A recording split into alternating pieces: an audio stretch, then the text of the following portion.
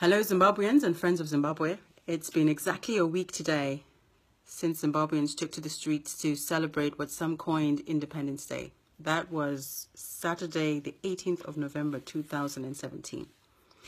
On the Sunday, I put out a request for people to send us their demands so that we can compile them for us to form some kind of citizen's voice. And we've had a really good response to that. And if you haven't seen it, literally within 24 hours, we had such an amazing response, so much so that by Tuesday at 4 o'clock, we had a list of 12 demands that seemed pretty much prevalent. So these demands are listed on the Concerned Citizens Support Network of Zimbabwe Facebook page. If you haven't seen them, please go to their page, have a look at those demands. If you think something has been omitted, please mention it in the comment section. If you like what you see, likewise, you know, put your demands there, put your comments there, your contributions.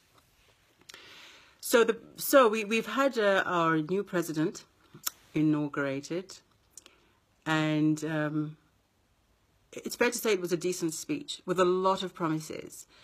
Unfortunately, there was something missing, an apology, which would have been good for our nation to begin to heal. But, you know, Zimbabwean politicians, generally speaking, do not tend to apologize. So never mind. You know, a lot of promises have been made in the past and not been fulfilled. And we all know that. So we must ensure that we give our new government a chance, but that we also keep an eye on them to ensure that what they say comes to pass, and that what we want is also monitored, and we hold them accountable every step of the way. So I've got a sheet of paper here with pretty much as much information as is possible that came through, so I can communicate that to you. So citizens felt that we cannot afford to relax and wait. We must choose to be proactive participants in the decisions that affect our lives, and the time is now.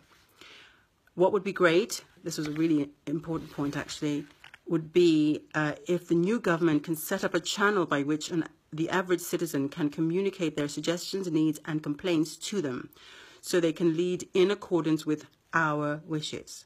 So if someone from the current government, if you are interested to know what the Zimbabwean citizens want, well, as far as what we're doing right now, and hopefully more and more citizens will use this particular channel and opportunity, please can you go to this Concerned Citizen Support Network of Zimbabwe and send them a message.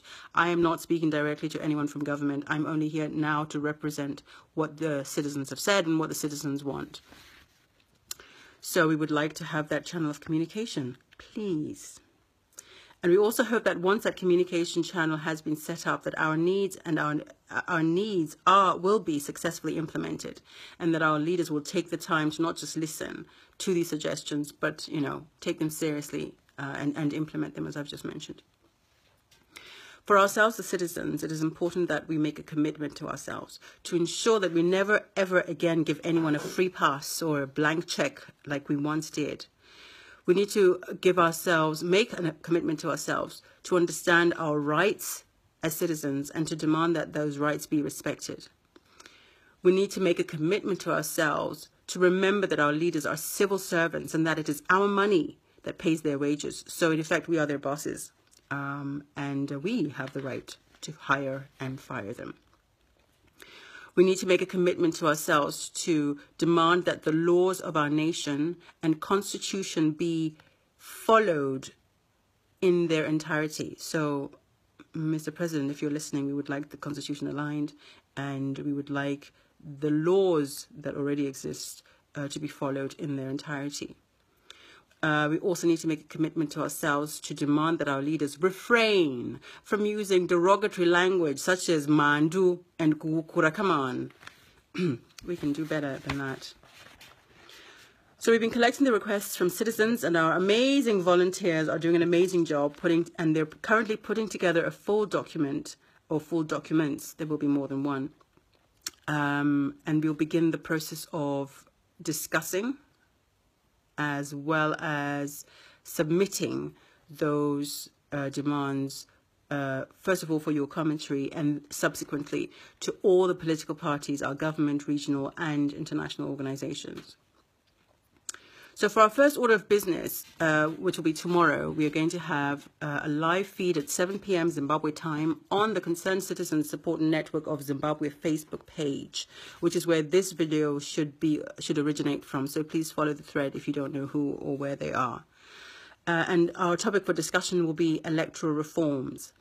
We've also already compiled a list of 12 points that have been submitted by citizens. So have a look at that list prior to joining the live feed. Bring your contributions, your criticisms, any omissions that have been left out. So already that's 2. In less than a week, the citizens have managed to bring to fruition two items. First of all, their general demands, and secondly, what they would like to see come to pass as far as electoral reforms go. Also, guys, please make sure that any future communication goes to Concerned Citizen Support Network of Zimbabwe. I cannot handle all the influx of information. I am not able to correlate it by myself. They have a team and they're working very, very hard. So please make sure that if you do have a contribution, it counts. So send it directly to them. So that's information I'll be presenting to you tomorrow. So what we'll be highlighting is what we want in order to have free and fair elections. And you all have an opportunity to discuss the points raised, including omissions, as I said. Yeah, so please feel free to, even now, to go to that page and discuss what you see and whether or not you like what you see. We will submit our detailed document to you and all the political parties, our government, regional, and international organizations. And we also intend to do a weekly follow-up to keep you informed of our progress. So there are a lot of people who have come forward and said, my name is so-and-so, I live in Canada, or I live in wherever place you are. So please make sure that you keep an eye on what's happening on the page and you check in with the team so we know who's representing us where, and then we can also follow through on your progress so we can report back to everyone. So that's the plan for tomorrow. Facebook page, Concerned Citizen Support Network of Zimbabwe, Sunday the 26th of November 2017 at 7 p.m. Zimbabwe time. However, of immediate concern today is the petition going around for the diaspora vote. We want the diaspora vote and we want every Zimbabwean to vote. And when the diaspora vote is mentioned, we need to also ensure that there are safeguards. I have managed to contact Grace Mupurutsa Teterasa.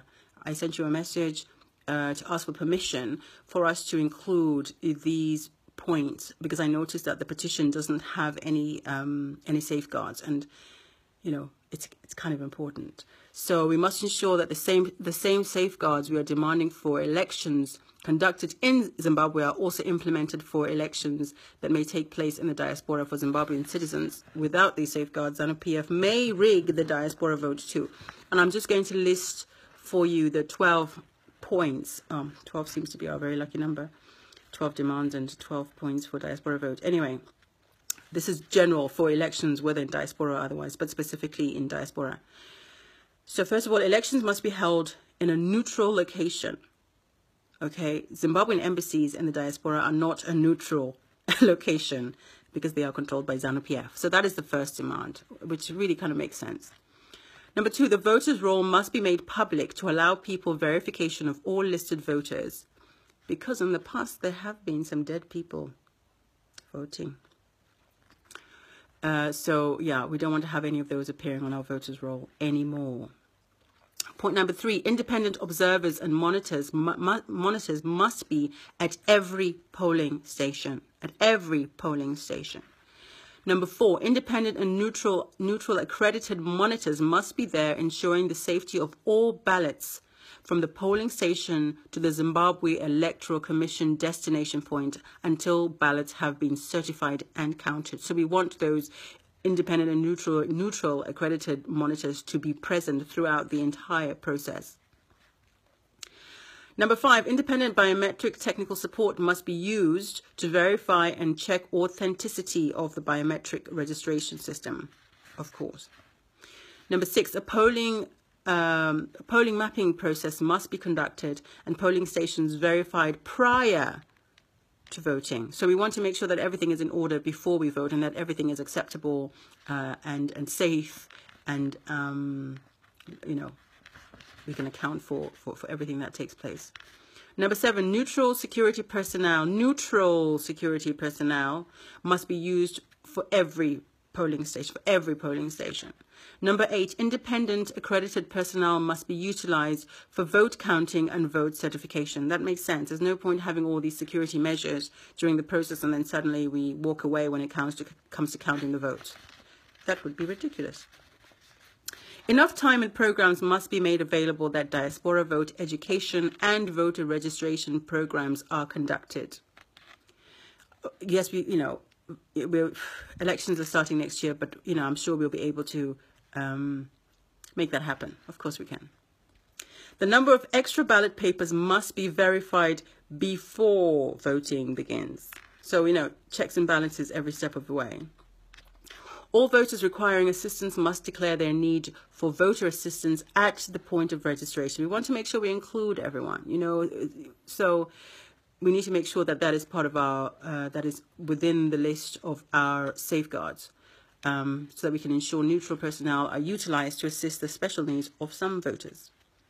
All diasporans fighting for the diaspora vote must do their due diligence to ensure that they demand safeguards to be in place to ensure rigging is eliminated and minimized. If we want our vote to count, we have to make sure that we are all keeping an eye on what's going on and who's doing it, and that it's safe, and that it's, that our vote counts and that it's free and fair.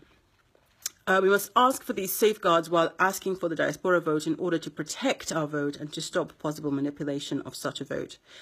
Please continue. This is a message from the team. Please continue with your submissions, and let's meet tomorrow on the Concerned Citizens Support Network Facebook page at 7 p.m. Zim time to discuss electoral reforms. So that's our topic for tomorrow, electoral reforms, and a plan for what we need in order to make sure all electoral reforms are effective following implementation. So for today, we've discussed diaspora vote. I've listed for you the points that came up from citizen submissions. That list is there on the, I always have to refer to them because for some unknown reason I can never say the whole name, on the Concerned Citizen Support Network of Zimbabwe Facebook page. So you have two lists of 12. The first one are the general demands of the citizens. That's already been established and that's been put there, and it's available for you to comment and add to, and also the safeguards for the diaspora vote. So it's been a week. I think we're doing pretty well, but please keep your